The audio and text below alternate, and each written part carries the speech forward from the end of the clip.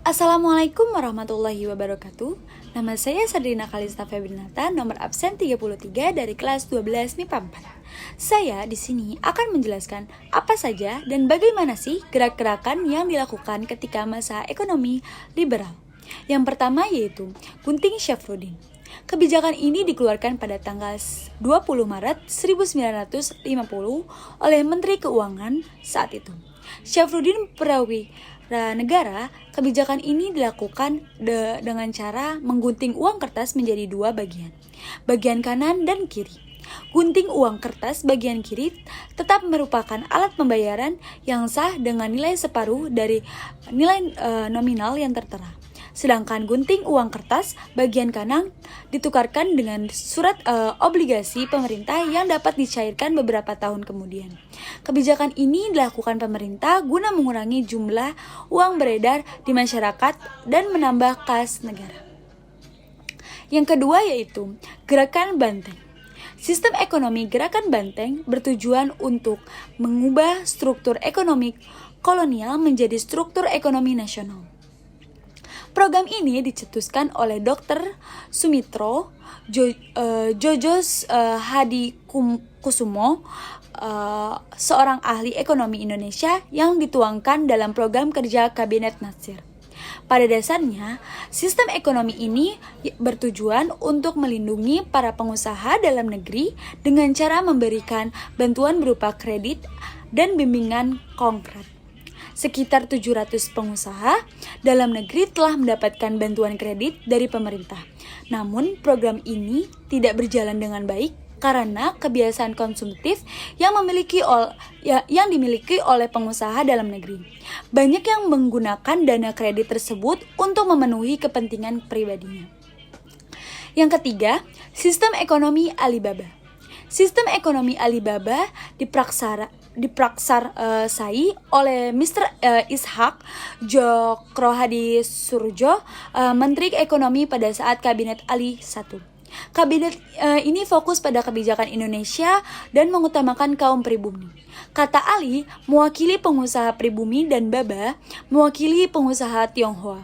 Program ini berisi pemberian kredit dan lisensi pemerintah untuk pengusaha swasta nasional pribumi agar dapat bersaing dengan pengusaha non-pribumi. Namun program ini gagal karena pengusaha pribumi masih miskin dibandingkan pengusaha non-pribumi. Yang keempat yaitu persetujuan finansial ekonomi. Pada masa pemerintahan Kabinet Burhanuddin Harahap dikirim seorang delegasi ke Jenewa, Swiss untuk merundingkan masalah finansial ekonomi antara pihak Indonesia dengan Belanda. Misi ini dipimpin oleh anak agung, Gede Agung, tanggal 7 Januari 1956. Adapun kesepakatan yang pada Finek adalah hasil KMB dibubarkan, dua hubungan Finek Indonesia Belanda didasarkan atas hubungan bilateral. Yang ketiga, hubungan Finek didasarkan pada undang-undang nasional. Hasil pemerintah Belanda tidak mau menandatangani sehingga Indonesia mengambil langkah secara sepihak. Pada tanggal 13 Februari 1956, Kabinet Burhanuddin Harahap melakukan pembubaran Uni Indonesia dan akhirnya tanggal 3 Mei 1956 Presiden Soekarno menandatangani pembatalan KMB. Yang kelima yaitu Gerakan As-Saat. Gerakan As-Saat yang digagas oleh Mr. Saat bertujuan melindungi perekonomian warga Indonesia asli dari persaingan dagang dengan pengusaha asing khususnya Tionghoa.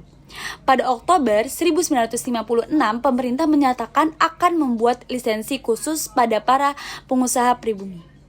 Yang keenam, Rencana Pembangunan 5 tahun RPLT. Ketidakstabilan politik dan ekonomi menyebabkan merosotnya ekonomi, inflasi dan lambatnya pelaksanaan pembangunan. Pada awalnya, Kabinet menekankan pada program pembangunan ekonomi langka pendek, kemudian dibentuk Badan Perancang Pembangunan Nasional yang disebut Biro Perancang Negara. Pada bulan Mei 1956, biro ini menyusun RPLT, Musyawarah Nasional Pembangunan atau MUNAP.